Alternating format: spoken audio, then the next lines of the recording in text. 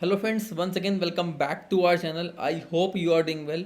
इस वीडियो में हम लोग बात करने वाले हैं गवर्नमेंट बीएमएस के बारे में।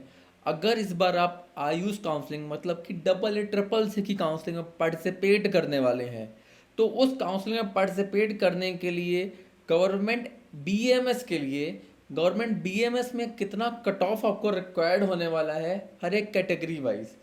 इसमें हमने लास्ट 3 इयर्स का डेटा भी लिख रखा है कि आपको उन 3 इयर्स के डेटा मतलब कि 25, 24 और 23, उस डेटा के अकॉर्डिंग 26 में क्या कट ऑफ रह सकती है, क्या ऑल इंडिया रैंक रह सकती है आप सभी के कैटेगरी वाइज। तो हम कंप्लीट इस वीडियो में डिस्कशन यही कर रहे होंगे। तो स्टार्ट करने से पहले मैं आप सभी को बताना चाहूँगा यहाँ पर आयुष काउंसलिंग जो कि होती है जिसमें बीएमएस की कितनी सीट्स यहाँ पर आप सभी को देखने को मिलती हैं।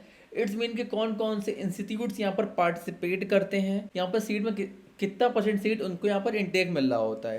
पहले तो ऑल इंडिया 15% अगर हम देखते हैं यहाँ पर मतलब कि ऑल ओवर इंडिया से हर स्टेट से 15-15% की सीट्स आपको यहाँ पर मिल रही होती है। गवर्नमेंट और गवर्नमेंट एडेड की सीट्स आपको यहाँ पर दिख रही होती है, ऑल स्टेट्स की और यूनियन टेरिटरीज की। ठीक है, इसके बाद 100% सीट्स कौन सी होती हैं, सेंट्रल यूनिवर्सिटीज़ की और नेशनल इंस्टीट्यूट्स की। ये सीट्स आपको यहाँ पर टोटल 100% सीट दिख रही होती हैं। और कौन कौन सीट पार्टिसिपेट करती हैं, और आपकी बीएमएस की जो डीम्ड यूनिवर्सिटीज़ होती हैं गवर्नमेंट, ठीक है, जो डीम्ड यूनिवर्सिटीज़ होती हैं 100% वो इसके अंदर मतलब as a central act behave करती हैं, एज अ सेंट्रल मतलब कि ऑल इंडिया पूरा टोटल 100% सीट्स यहाँ पर पार्टिसिपेट करेगी। तो ये थी कुछ सीट जो पार्टिसिपेट करती हैं। अगर हम कट ऑफ की तरफ देखते हैं 23, 24 और 25 आप देख सकते हो स्क्रीन पे भी। 2023 का डेटा आप देखोगे तो आपको 93,248 पर 2023 में अनरिजर्व कैटेगरी से यहाँ पर सीट मिल गई थी। ये जो डेटा मैंने ले रखा है ना, ये आपके लास्ट जो 3 इयर्स थे ना, 25 का लास्ट राउंड तक का, मतलब 25 में आपके 5 राउंड हुए थे। ठीक है, इस मतलब 1, 2, 3, 4, 5 ऐसे 5 राउंड हुए थे। वैसे ही 24 में लास्ट राउंड 6 राउंड हुए थे, उसका डेटा है ये। 23 में आपके 6 राउंड हुए थे, उसका डेटा है ये। तो प्रॉपर हमने सबका डेटा लिख रखा है जिससे आपको आपके 26 में क्या ऑप्शन बन सकते हैं कि एक्यूरेट आपको पता लग सके। अगर अनरिजर्व कैटेगरी से आप देखोगे यहाँ पे तो आपको 516 मार्क्स पर 93,248 यहाँ पर आपको रैंक देखने को मिली थी। इसके बाद आप देखोगे ईडब्ल्यूएस के लिए तो 515 पे ऑप्शन बना था। ईडब्ल्यूएस में रैंक अगर देखोगे तो लगभग 93,877 तक आपको ऑल इंडिया रैंक बनी हुई थी। ओबीसी वालों की अगर बात करते हैं तो ऑल इंडिया रैंक पे आपको 96,165 मिला हुआ था ओबीसी रैंक पे। अगर मार्क्स देखते हैं तो 513 भी मिला हुआ था। इसके बाद अगर एससी वालों की बात करते हैं तो 2,48,317 पे ऑप्शन मिला हुआ था। और अगर मार्क्स देखें तो 348 पे ऑप्शन मिल गया था। और वहीं अगर एसटी वालों की देखें तो 331 पर आपको ये ऑप्शन मिला था। ठीक है, और रैंक देखते हो तो 3,51,451 पर ये ऑप्शन मिला हुआ था। 24 में अगर ये ऑप्शन देखोगे तो मार्क्स आपका 568 था। ऑल इंडिया रैंक पे 1,15,000 के समथिंग था। और इसके बाद देखोगे आप ईडब्ल्यूएस में तो लगभग देखोगे 564 पे था। और ईडब्ल्यूएस रैंक आप देखोगे तो 1,20,000 समथिंग रैंक थी। ओबीसी में 1,14,000 रैंक थी और मार्क्स देखोगे 568 था। और ओबीसी की बात करते हैं तो यहाँ सॉरी एससी की बात करें 2024 में तो 447 पर आपको ऑप्शन मिला था एससी वालों के लिए। यहाँ पर ऑल इंडिया रैंक 2,88,433 थी। ठीक है, इतना ऑप्शन मिला हुआ था।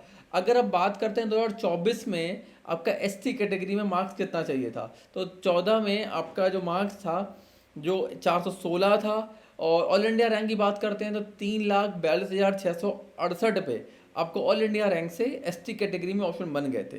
इसके बाद नेक्स्ट देखते हैं 2025 में। 2025 में ये ऑप्शन आप कितने में देखोगे, अनदर कैटेगरी से 483 पर 72,935 पर ऑल इंडिया रैंक बनी हुई थी। वहीं अगर बात करते हैं 2025 में जो 480 पे ईडब्ल्यूएस 77,461 तक ऑप्शन आपको बना हुआ था। और इसके बाद ओबीसी का देखोगे तो 489 पे 78,465 पर रैंक बनी हुई थी। और मार्क्स अगर देखें एससी वालों का 388 पे मार्क्स थे और 2,33,306 पर ऑप्शन बने हुए थे। और इस तरीके से अब देखोगे 2025 में तो 362 पे इनका जो रैंक थी एसटी कैटेगरी वालों की 2,88,435 पर ये उनको कट ऑफ देखने को बनी थी। तो ये कट ऑफ तो थी 2023, 24 और 25 के अकॉर्डिंग ये ऑप्शन थे। लेकिन अब भैया 26 में कैसे ऑप्शन बन सकते हैं? क्या मेरी रैंक पे ऑप्शन बन सकते हैं कि नहीं बन सकते हैं? मेरी रैंक जो आ रही है, क्या मैं ऑल इंडिया काउंसलिंग में पार्टिसिपेट कर सकता हूँ? और क्या गवर्नमेंट के ऑप्शंस, क्या डीम्ड के ऑप्शंस, ठीक है, सेंट्रल यूनिवर्सिटीज़ के ऑप्शन या नेशनल इंस्टीट्यूट्स के ऑप्शन मेरे को बनेंगे कि नहीं? डेफिनेटली ऑप्शन सब कुछ बन सकते हैं अगर यहाँ पर आप हमारी टीम से कनेक्ट करते हो, प्रॉपर सपोर्ट ले रहे होते हो, यहाँ पे प्रॉपर सपोर्ट ले रहे होते हो, प्रॉपर यहाँ पर मेंटरशिप अगर हमारा आप ऑफर लेते हो, जो हम बच्चों के यहाँ पर देते हैं, ऑफर करते हैं कि जो भी बच्चे ऐसे हों जिनको अपने रैंक पर कोई ऑप्शंस क्लियर नहीं हो रहे हैं, कि उनकी रैंक पर कौन कौन से ऑप्शन बनेंगे, चॉइस फिलिंग कैसे होगी, राउंड वाइज उनको स्ट्रेटजी कोई बताने वाला नहीं है, उनके और घर में भी कोई नहीं है और नियर बाय भी कोई समझाने वाला नहीं है। तो उन स्टूडेंट्स के लिए बहुत अच्छा मौका है। बहुत इजी बेसिस पे जाकर के आप हमसे कनेक्ट कर सकते हो। प्रॉपर आपको स्क्रीन पे नंबर आ रहा होगा टीम का, जाके कनेक्ट कर सकते हो, जहाँ पर आपको स्टेप बाय स्टेप पूरा सपोर्ट मिल रहा होगा। आपके आयुष कोर्सेज, चाहे के BMS, BHMS, BOMS, जो भी कोर्स के लिए आप प्लान कर रहे हो इस बार, वहाँ के लिए आपको प्रॉपर यहाँ पर हेल्प मिलेगी।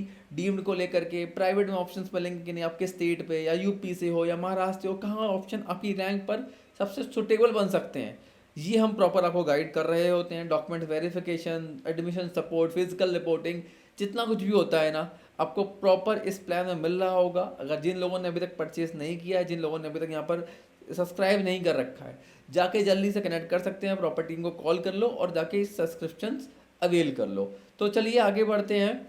कुछ एक चीज़ इंपॉर्टेंट चीज़ आपको बता देते हैं यहाँ पर कि जो आयुष काउंसलिंग है, इसके टोटल राउंड्स मैंने आपको बताए थे, 5 हुए थे 2025 में। Round 1, round 2, round 3, round 4, round 5।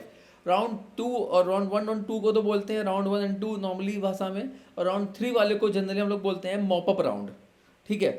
अब अगर सीट्स यहाँ पर वैकेंट बचती हैं, 2025 में 5 राउंड हुए थे, तो 3 में अगर सीट्स बचती हैं तो जाती हैं स्टे वैकेंसी राउंड 1।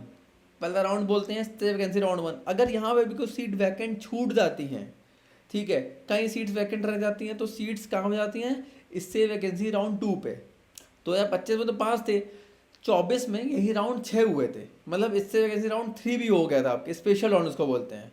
उसके बाद भी वो राउंड हुआ था। तो इस तरीके से राउंड तभी इंक्रीज होते हैं जब आपके सीट्स भी वहाँ पर आपको मोस्टली अब बची हुई दिखती हैं या सीट वैकेंट्स आपको दिख रही होती हैं। तो कुछ ये तरीका था, जबकि राउंड वाइज काउंसलिंग ऐसे कंडक्ट होती है।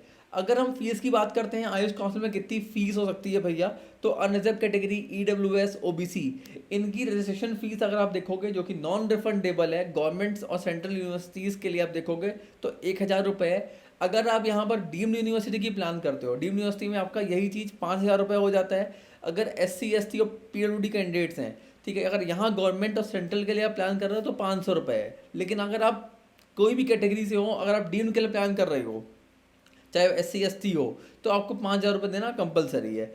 वही एक चीज़ है नेक्स्ट, रिफंड, जो आपका रिफंडेबल फीस होती है सिक्योरिटी डिपॉजिट, वो भी आपके लिए बहुत मैंडेटरी है, वो सबको रजिस्ट्रेशन के बाद देना पड़ता है। सिक्योरिटी अमाउंट होता है वो कि रिफंडेबल होता है आप सभी के लिए। अगर हम all India government colleges, government aided college और सेंट्रल यूनिवर्सिटीज़ और नेशनल इंस्टीट्यूट्स की बात करते हैं, जो कि ऑल कैटेगरीज़ के लिए होता है, अगर आप यहाँ के लिए आप प्लान कर रहे हो, यहाँ पार्टिसिपेट करना चाहते हो, तो आपको टोटल 20,000 रुपीज़ यहाँ पर सिक्योरिटी अमाउंट देना पड़ेगा। अगर हम डीम्ड की बात करते हैं तो डीम्ड यूनिवर्सिटी में आपको टोटल ऑड कैटेगरीज के लिए, यहाँ पर सभी कैटेगरीज के लिए आपको अगर पार्टिसिपेट कर रहे हो, जो भी कैटेगरी से आप हो, तो आपको 50,000 रुपये यहाँ पर टोटल पे करना पड़ेगा।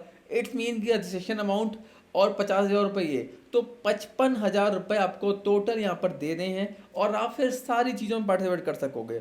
ऑल इंडिया गवर्नमेंट कॉलेजेस के लिए भी, डीम्ड के लिए भी, गवर्नमेंट एडेड कॉलेजेस के लिए भी, सेंट्रल यूनिवर्सिटीज़ के लिए भी, नेशनल इंस्टीट्यूट्स के लिए भी, सभी के लिए आप पार्टिसिपेट कर लोगे। ऐसा नहीं होता है कि अगर आपने डीम्ड के पैसे दे रखे हैं तो आप केवल डीम्ड में ही रहोगे, नहीं, आप सारे चीज़ों के लिए एलिजिबल हो। सबसे जो हाइयर अमाउंट जो पे करता है, जो सबसे हाइयर अमाउंट जो होता है काउंसलिंग के लिए, अगर आपने वो पे कर दिया है तो आप सभी के लिए एलिजिबल हो।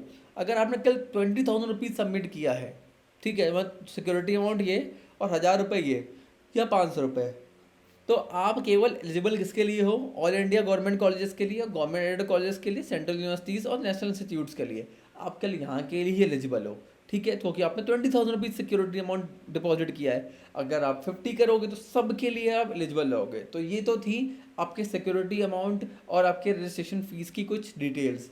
अब अगर बात करते हैं 2026 में क्या कट ऑफ रह सकती है, जिसके लिए बहुत बच्चे बेसब्री से इंतजार कर रहे थे कि भैया आपने सब कुछ तो बता दिया, कट ऑफ लेकिन नहीं बताई। तो हाँ, अब आप कट ऑफ भी देख लो यहाँ पर। अगर आप अनरिजर्व कैटेगरी से बिलोंग करते हो, 2026 में बीएमएस के लिए, गवर्नमेंट बीएमएस के लिए प्लान कर रहे हो ऑल इंडिया कोटा से, क्योंकि अभी बस आपकी काउंसलिंग स्टार्ट होने ही वाली है, क्योंकि ऑलमोस्ट यहाँ पर एमसीसी काउंसलिंग क्लोज हो गई है राउंड 1। जैसे ही राउंड 1 का रिजल्ट आ जाता है आपका, यहाँ पर देख लेना, आपको डेफिनेटली यहाँ पर AA CCC का स्केड्यूल या इन्फॉर्मेशन बुलेटिन रिलीज हो जाएगा। और जब कैटेगरी से बात करते हैं तो लगभग 90 से 92,000 आपकी ऑल इंडिया रैंक होनी चाहिए।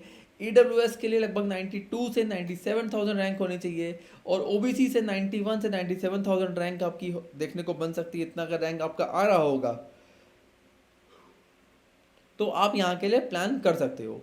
वहीं यह है एससी कैटेगरी के लिए, तो एससी कैटेगरी में 2 लाख मतलब कि 2.5 लाख से लेकर के आपका 2,65,000 तक आपको रैंक रिक्वायर्ड होने वाली है।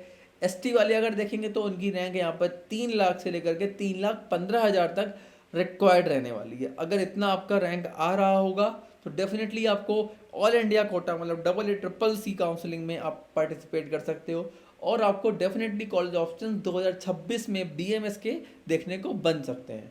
अगर इसके बियॉन्ड में कोई डाउट आता है, कन्फ्यूजन आता है, तो टीम से जरूर कनेक्ट कर सकते हो। प्रॉपर आपको सपोर्ट, प्रॉपर आपको गाइडेंस हमारी साइड से मिल रहा होगा, तो अभी जाके जल्दी से कनेक्ट करिए। तो मिलते हैं किसी नई वीडियो में, तब तक के लिए keep watching and subscribe channel. Bye.